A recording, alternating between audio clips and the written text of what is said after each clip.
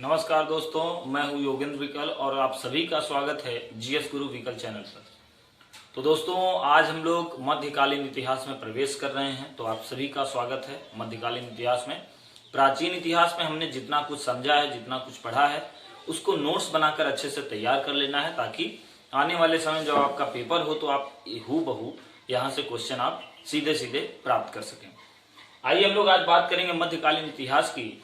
मध्यकालीन इतिहास की हम लोग बात करते हैं तो जनरली सबका माइंड सेट जाता है कि दिल्ली सल्तनत। जी बेशक हम लोग दिल्ली सल्तनत की बात करेंगे, लेकिन दिल्ली सल्तनत की बात करने के पहले उसके पूर्ववर्ती जितने भारत में क्षेत्रीय शक्तियां हैं या जितने साम्राज्य में आप जितने वंश को देखेंगे उसको भी हम लोग थोड़ा सा देख लेंगे, तब हम लोग आगे बढ़ेंगे। तो आइए देखते हैं। सबसे पहले हम लोग देखिए मध्यकालीन इतिहास में बंगाल में जिस पाल वंश की स्थापना होती है उसको हम लोग यहाँ पर देखें। और साफ साफ याद रखिए कि बहुत ज्यादा अभी हमको ईस्वी के चक्कर में पढ़ना नहीं, कि हर एक का डेटा नहीं याद रखना है। डेटा वही याद रखिए जो हमारे काम का है। एग्जैक्ट ईस्वी और तारीख हम लोग पकड़ेंगे कहाँ पर, मॉडर्न हिस्ट्री में।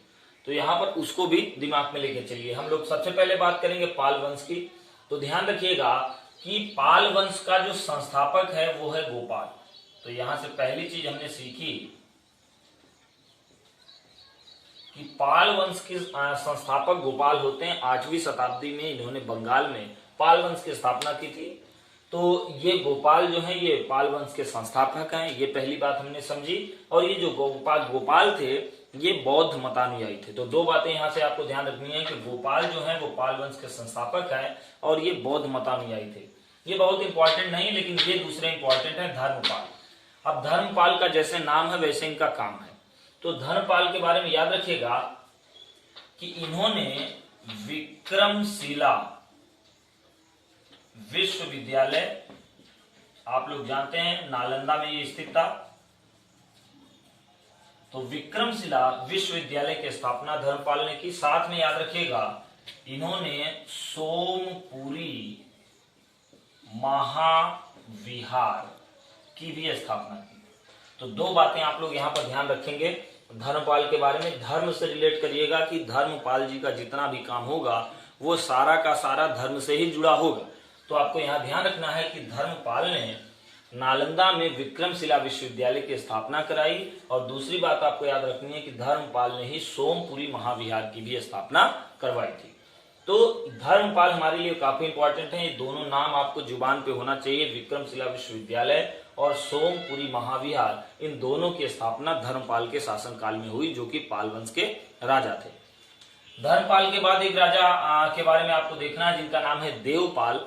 देवपाल के बारे में एक ही चीज आपको याद रखनी है कि जावा शासक, आप जानते होंगे, नागेंद्र सर आपको बताए होंगे, जावा सुमात्रा आप लोग जानते होंगे। तो जावा शासक जो बाल पुत्र देव थे, यहां पर देखिए, तो जावा के शासक, जावा के राजा बाल पुत्र देव के अनुरोध पर देवपाल ने भी नालंदा में एक महाविहार बनाने की अनुमति दी थी। तो यहां पर याद रखिएगा कि नालंदा में एक महाविहार बनाने की अनुमति किस पाल शासक ने दी थी, तो याद रखिएगा देवपाल ने। याद रखिएगा कि किसके अनुरोध पर देवपाल ने नालंदा में महाविहार की स्थापना की अनुमति दी थी, तो याद रखिएगा जावा के शासक बाल पुत्र देव के अनुरोध पर। तो ये दो बातें याद रखिएगा। अब यहां से देखिए देव देव रिलेट हो रहा है, तो यहां से भी थोड़ा सा इंटरलिंक कर लीजिएगा। मान लीजिए कभी आप भूलें तो आपको कभी ये दिमाग से गायब न होने पाए, इसलिए थोड़ा सा रिलेट कर लीजिएगा कि देव से देव रिलेट कर लीजिएगा कि जावा के शासक थे बाल पुत्र देव। ठीक है, उन्हीं के अनुरोध पर देवपाल ने नालंदा में महाविहार की स्थापना करवाई। अच्छा, एक चीज याद रखिएगा, विहार क्या होता है यहीं पर थोड़ा सा देख लेते हैं। देखिए विहार जो होता है, जितने बौद्ध मतानुयायी होते हैं उनके रहने का जो स्थान होता है उसको विहार बोलते हैं। तो ये चीज थोड़ा सा याद रखिएगा। पूजा स्थल नहीं होता विहार, मतलब विहार का संबंध पूजा स्थल से नहीं, वो आपका मंदिर का कॉन्सेप्ट अलग है और विहार का अलग है। अब देखिए महिपाल में दो राजा होते हैं, महिपाल फर्स्ट और महिपाल सेकंड। महिपाल फर्स्ट के बारे में अगर बात करें तो महिपाल फर्स्ट के बारे में एक लाइन आप लिख लीजिएगा, नोट्स बनाकर तैयार करते रहिएगा कि महिपाल फर्स्ट के समय राजेंद्र चोल, अभी हम लोग देखेंगे राजेंद्र चोल को, तो राजेंद्र चोल ने महिपाल फर्स्ट के समय बंगाल पर अभियान किया था और महिपाल फर्स्ट को पराजित किया था। ये बात हम लोग डिटेल में देखेंगे जब हम लोग पढ़ेंगे आगे चोल वंश को। अभी हम लोग डिटेल में पढ़ेंगे, ऐसा मैंने आपको पिछले लेक्चर में बताया होगा, उम्मीद करता हूं आपको याद होगी ये बात। तो अभी हम लोग डिटेल में देखेंगे तो बताएंगे कि आगे क्या चोल साहब राजेंद्र चोल जी क्या उपाधि लेते हैं और कैसे आगे अपनी साम्राज्य को बढ़ाते हैं। ये बात हम लोग चोल वंश में करेंगे। आप यहाँ पर केवल इतना सा याद रखिए कि पाल वंश के राजा महिपाल फर्स्ट के समय राजेंद्र चोल ने बंगाल का अभियान किया और महिपाल फर्स्ट को पराजित किया। तो हमने 1 2 3 4 राजाओं के बारे में देखा। एक बात और याद रखिएगा कि महिपाल सेकंड जो थे पाल वंश के ही राजा, इनके समय एक कैवर्त जाति मतलब कि कबीलाई प्रवृत्ति की जात होती है, तो उसने विद्रोह किया और इस राजा को मार दिया। धीरे धीरे करके पाल वंश का समापन हो जाता है। तो पाल वंश में आपको देखिए राजा कौन से याद रखने हैं। गोपाल के बारे में हम लोगों ने देखा। धर्मपाल के बारे में 2 लाइन लिख के याद करते रहिएगा। धर्मपाल को, देवपाल को और महिपाल फर्स्ट और महिपाल सेकंड को, इतना हमने यहाँ पर देखा। ठीक, तो पाल वंश में आपको इतनी चीजें याद रखनी है। अब हम लोग बढ़ते हैं आगे। अब देखिए जब पाल वंश की समाप्ति हो जाती है तो बंगाल में ही सेन वंश की स्थापना होती है भाई, सेन वंश। अब सेन वंश में 2 ही राजा आपको याद रखने। देखिए मैं केवल आपको इंपॉर्टेंट चीजें बता रहा हूं जो आपके पेपर के पॉइंट ऑफ व्यू से इंपॉर्टेंट है, नहीं तो हिस्ट्री बहुत लंबी है। आप वही पढ़िए जो आपके काम का है, नहीं तो फिर यही होगा कि सर ये तो पहाड़ हो गया, याद कैसे हो, यही सारी बातें होती हैं। तो वही चीज पढ़िए जो आपके काम का है, वही को तैयार कर लीजिए, रट्टा मार लीजिए एकदम। तो सेन वंश में आपको एक राजा देखना है, बल्लाल सेन। ये चीज याद रखिएगा, बल्लाल सेन। अब बल्लाल सेन के बारे में भी एक बात याद रखिएगा, इन्होंने 2 ग्रंथों की रचना की थी, एक दान सागर और एक अद्भुत सागर। ठीक है, तो पहली बात आप जानते होंगे ये दोनों ग्रंथ बहुत इंपॉर्टेंट है, यहीं पर लिख लीजिएगा। दान सागर और अद्भुत सागर, ये दोनों ग्रंथ कई बार पूछे गए हैं कि दान सागर की रचना किसने की, अद्भुत सागर की रचना किसने की। तो दोनों का आंसर है बल्लाल सेन। क्लियर। और बल्लाल सेन किस वंश के राजा थे, तो यहाँ से नाम से ही समझ में आ रहा है, सेन वंश। सेन वंश कहां पर स्थापित हुआ था, तो याद रखिए बंगाल में ही। पाल वंश के बाद जब पाल वंश अपनी जर्जर अवस्था में आता है तो फिर सेन वंश का वहां पर उदय होता है। अच्छा, यहाँ पर सेन वंश के एक राजा, यहाँ पर आप देखिए सेन वंश के एक राजा को और याद रखिएगा जिनका नाम है लक्ष्मण सेन। इन्हीं के दरबार में एक कवि रहते थे जिनका नाम है हलायुध। तो ये हलायुध जो थे ये महत्वपूर्ण रचनाकार है, महत्वपूर्ण कवि हैं, जिनका नाम आपके पेपर में कई बार पूछा गया है। तो हलायुध जो थे वो लक्ष्मण सेन के दरबार में थे और हलायुध ने जिसकी रचना की याद रखिएगा ब्राह्मण सर्वस्व। तो इन्होंने एक ग्रंथ लिखा था ब्राह्मण सर्वस्व। तो बताने का मतलब ये है कि सेन वंश के राजा लक्ष्मण सेन के दरबार में हलायुध रहते थे और हलायुध ने ही ब्राह्मण सर्वस्व की रचना की। आपसे क्वेश्चन ऐसे पूछा जाएगा कि ब्राह्मण सर्वस्व की रचना किसने की, तो ये नाम याद रखिएगा हलायुध।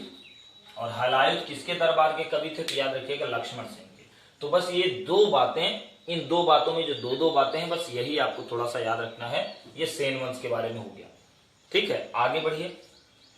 आगे देखिए कश्मीर में हम लोग बात करेंगे। कश्मीर में जितने वंश हुए, तो कश्मीर में 3 वंश हैं जो आपको याद रखने हैं। एक तो कारकोट वंश है, एक तो उत्पल वंश है और एक लोहार वंश है। अब यहाँ पर देखिए कारकोट वंश, उत्पल वंश, लोहार वंश, इनका ये क्रम के हिसाब से भी है। आपको याद रखना है कि कश्मीर में सबसे पहले जो उत्पन्न होता है वंश, उसका नाम है कारकोट। तो क्रम याद रखिए, बस इसमें डिटेल में याद करने की जरूरत नहीं है। कारकोट वंश, उत्पल वंश, लोहार वंश, 2-3 बार बोलेंगे तो उम्मीद करता हूं आपको याद हो जाएगा। ठीक है, अब इसमें से भी 2 बातें आपको ध्यान रखनी है कि कारकोट, यहां पर देखिए, ये देखिए कारकोट। तो ये जो कारकोट आपको दिख रहा है, कारकोट वंश के एक राजा होते हैं जिनका नाम था ललितादित्य मुक्तापीड। देखिए बंधु, कारकोट वंश के एक राजा होते हैं जिनका नाम होता है ललितादित्य मुक्तापीड। ये राजा का नाम है। अब राजा का नाम बहुत इंपॉर्टेंट इसलिए है क्योंकि ललितादित्य मुक्तापीड की ही उपस्थिति में इन्हीं के कारण कश्मीर में एक सूर्य मंदिर की स्थापना होती है। तो यहां से देखिए 2-3 बातें, इसको एकदम नोट डाउन करते चलिएगा भाई लोग। क्वेश्चन ये आएगा कि कश्मीर में सूर्य मंदिर की स्थापना किसने कराई? ललितादित्य मुक्तापीड ने। ललितादित्य मुक्तापीड किस वंश के राजा थे? तो ये कारकोट वंश के राजा थे, जो कि कहां था? कश्मीर में। क्लियर हुई इतनी बात? अब देखिए यहीं पर मैं आपको बता देता हूं, यहीं पर इसको लिख भी लीजिए, तुरंत इसको लिख लीजिए कि सूर्य मंदिर जो आपको देखने को मिलते हैं भारतीय इतिहास में, सूर्य मंदिर, वो 3 सूर्य मंदिर देखने को मिलते हैं। एक तो मैंने आपको यहीं पर बता दिया तुरंत का तुरंत, कश्मीर का। क्लियर? ये यूपीएससी में पूछा गया क्वेश्चन है भाई, यूपीएससी में पूछा गया। देख लिया कि कश्मीर में है एक सूर्य मंदिर जो कि ललितादित्य मुक्तापीड ने बनाया था। दूसरा याद रखिएगा, उड़ीसा में सूर्य मंदिर है, कोणार्क का सूर्य मंदिर, उसको आप जानते हैं, कोणार्क का सूर्य मंदिर। यहां पर देखते रहिएगा, कोणार्क का सूर्य मंदिर जो कि उड़ीसा में है। और तीसरा सूर्य मंदिर याद रखिएगा, गुजरात में। अब 2-3 बातें और हैं। देखिए बहुत इंपॉर्टेंट क्वेश्चन, जैसा मैंने बताया यूपीएससी के पीटी में पूछा गया क्वेश्चन है, तो इसमें बहुत इंपॉर्टेंट है, इसको अच्छे से समझ लीजिए। सूर्य मंदिर के बारे में याद रखिए कि भारत में अगर सूर्य मंदिर की बात करें तो 3 सूर्य मंदिर भारत में आपको देखने को मिलेंगे। पहला कश्मीर में, जिसकी स्थापना कारकोट वंश के ललितादित्य मुक्तापीड ने कराई, पहली बात। दूसरी बात, उड़ीसा के कोणार्क में आपको सूर्य मंदिर दिखेगा, इसकी स्थापना नरसिंह देव ने कराई थी। ये वहीं पर लिख लीजिएगा, नरसिंह देव ने कराई थी उड़ीसा के कोणार्क के सूर्य मंदिर की स्थापना। और तीसरी बात याद रखिएगा, गुजरात में जो सूर्य मंदिर है उसको मोढेरा का सूर्य मंदिर कहते हैं। आप लोग सुने होंगे ये, और नहीं सुने हैं तो कोई बात नहीं इसको, लेकिन आज के बाद ये कभी अपरिचित न रहे आप इससे। तो मोढेरा का जो सूर्य मंदिर है उसकी स्थापना भीम फर्स्ट ने कराई है। ठीक है, भीम फर्स्ट के ही मंत्री होते हैं विमल, याद रखिएगा विमल। अभी आगे भी हम लोग देखेंगे, तो विमल ने ही दिलवाड़ा के जैन मंदिर का भी निर्माण कराया था। तो इतनी बातें हम लोग अभी आगे देखेंगे। तो सूर्य मंदिर एक अलग से नोट करके सूर्य मंदिर के बारे में आप ऐसे डिटेल में इसको लिख के तैयार कर लीजिएगा। ठीक है, आइए हम लोग आगे बढ़ते हैं। फिर कारकोट वंश के बाद आपको उत्पल वंश के बारे में देखने को मिलता है कश्मीर में, जो कि इंपॉर्टेंट नहीं है। और लोहार वंश के बाद, मतलब कश्मीर में जो अंतिम वंश आपको देखने को मिलता है वो होता है लोहार वंश। लोहार वंश के बारे में आप जानते होंगे, आप सुने होंगे कि जिन्होंने रास तरंगिणी की रचना जिन्होंने की है कल्हड़, तो कल्हड़ की रास तरंगिणी में लोहार वंश के बारे में आपको देखने को मिलता है। तो लोहार वंश के बारे में किस पुस्तक में विवरण देखने को मिलता है? याद रखिएगा, कल्हड़ की रास तरंगिणी। क्लियर? बस इतनी सी बात आपको याद रखनी है। अब आइए हम लोग आगे देखते हैं। तो देखिए, कहा जाता है कि जो पृथ्वीराज रासो जो ग्रंथ लिखा गया है, चंद्रबरदाई जी ने जो लिखा है पृथ्वीराज रासो, उसमें बताया गया है कि देखिए ये काल्पनिक कथा भी है, लेकिन चूंकि पृथ्वीराज रासो में ये बताया गया है, जिसकी रचना चंद्रबरदाई ने की है, उसमें कहा गया है कि अग्निकुंड से 4 वंश का उदय होता है। तो एक अग्निकुंड से 4 वंश का उदय होता है, जो पहला है गुर्जर प्रतिहार, जिसको प्रतिहार वंश जानते हैं आप। दूसरा होता है चालुक्य वंश, तीसरा होता है परमार वंश, और चौथा होता है चौहान वंश।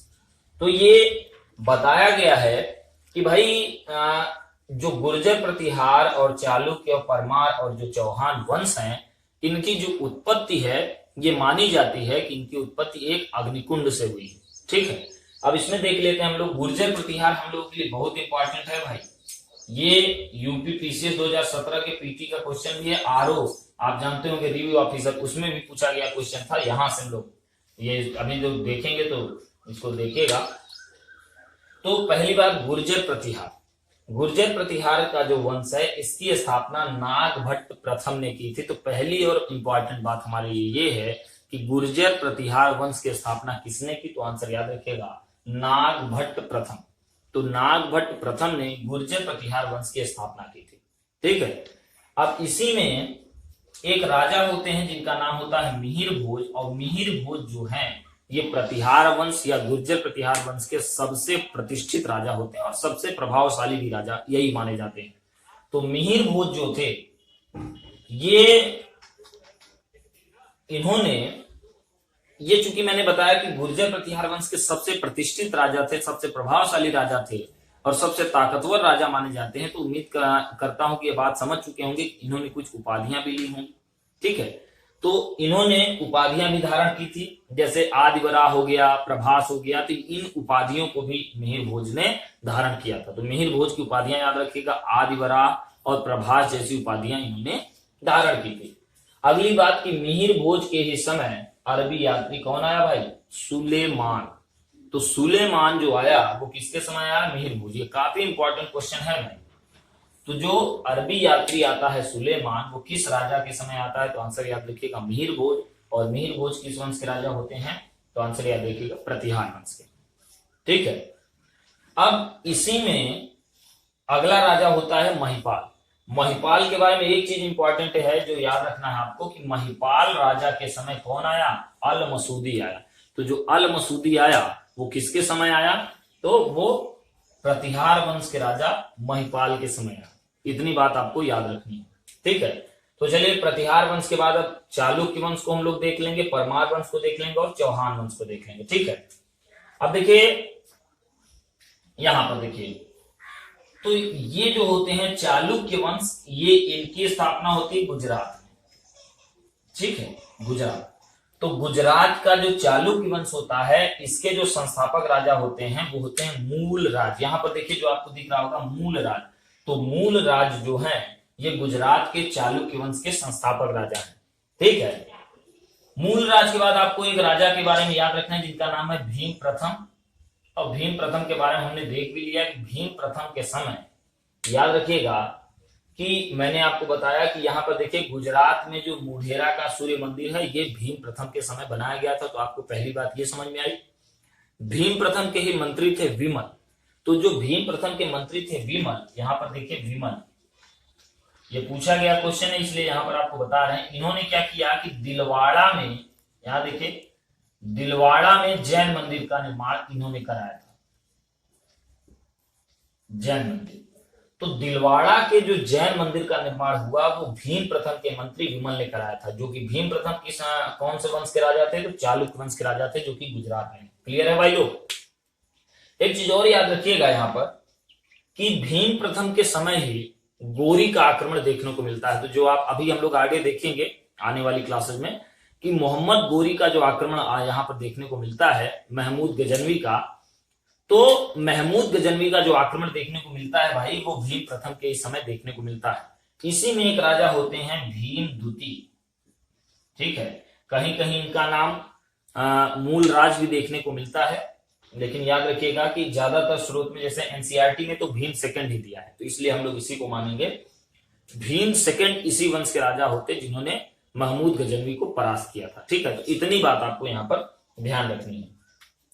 अब देखिए परमार वंश बारे में आपको एक राजा का नाम याद रखना है, भोज। बहुत महत्वपूर्ण राजा होते हैं और भोज जो थे ये अच्छे राजा थे, मतलब अच्छे प्रशासक के तौर पर तो इतिहास ने याद करता ही है, ये एक कवि के तौर पर भी याद किए जाते हैं। इसीलिए जब भोज की मृत्यु होती है तो भोज की मृत्यु को कहा गया है निरालंबा सरस्वती। देखिए दिख नहीं रहा होगा तो मैं बोल भी दे रहा हूं कि परमार वंश के राजा जो होते हैं भोज, भोज की जब मृत्यु होती है तो भोज की मृत्यु को निरालंबा सरस्वती कहा गया है। पेपर में पूछा गया क्वेश्चन है कि निम्न में से किस राजा के देहांत को निरालंबा सरस्वती की कहा गया है? तो आंसर याद रखिएगा भोज, जो कि परमार वंश के राजा होते हैं। एक बात और याद रखिएगा कि यहीं पर आपको अजमेर का चौहान वंश दिखेगा, या शाकंभरी भी कहीं कहीं लिखा होता है, तो शाकंभरी अजमेर एक ही बात है।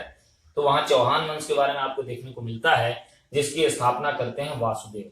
तो चौहान वंश की स्थापना अजमेर में, चौहान वंश की स्थापना वासुदेव करते हैं। इसी में आपको देखने को मिलता है एक महत्वपूर्ण राजा होते हैं जिनका नाम होता है पृथ्वीराज चौहान। तो पृथ्वीराज चौहान जो थे वो पृथ्वीराज तृतीय के तौर पर भी जाने जाते हैं। ये बात भी आपके लिए काफी इंपॉर्टेंट है कि पृथ्वीराज चौहान जो है वो पृथ्वीराज तृतीय के नाम से जाने जाते हैं, जिनको राय पिथौरा भी कहा जाता है। तो याद रखिएगा एक नाम यहां पर बता रहा हूं कि राय पिथौरा, ये देखिए भाई राय पिथौरा कहा जाता है पृथ्वीराज चौहान को। और पृथ्वीराज चौहान और मोहम्मद गोरी के बीच दो युद्ध होता है, आप लोग जानते हैं। तो आपका पहला युद्ध होता है 1191 में और दूसरा युद्ध होता है 1192, जिनको आप जानते हैं तराइन का युद्ध। यहां पर देखिए तराइन का युद्ध, तो तराइन का प्रथम युद्ध, तराइन का द्वितीय। तराइन के प्रथम युद्ध में पृथ्वीराज चौहान ने पराजित किया मोहम्मद गोरी को। तो मोहम्मद गोरी को पराजित करते हैं राय पिथौरा अर्थात पृथ्वीराज चौहान साहब। लेकिन तराइन का जो द्वितीय युद्ध होता है, इसमें मोहम्मद गोरी ने पृथ्वीराज चौहान को पराजित किया और इस तरह से पृथ्वीराज चौहान की समाप्ति होती है। पृथ्वीराज चौहान के बारे में एक बात और याद रखिएगा कि इन्हीं के दरबार में रहते थे चंद्रबरदाई। तो चंद्रबरदाई, जिनका नाम आप देखते हैं इतिहास में देखने को मिलता है, चंद्रबरदाई, इन्होंने ही लिखा है पृथ्वीराज रासो। तो पृथ्वीराज रासो की रचना किसने की है भाई? चंद्रबरदाई ने, ठीक है। और इन्हीं के दरबार में रहते थे जगनिक।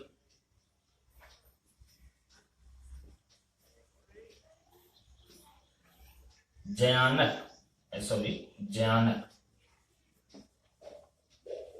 तो जयानक जो होते हैं, इन्होंने पृथ्वीराज विजय की रचना की है। तो पृथ्वीराज रासो और पृथ्वीराज विजय दो अलग अलग ग्रंथ हैं जो आपको ध्यान रखना।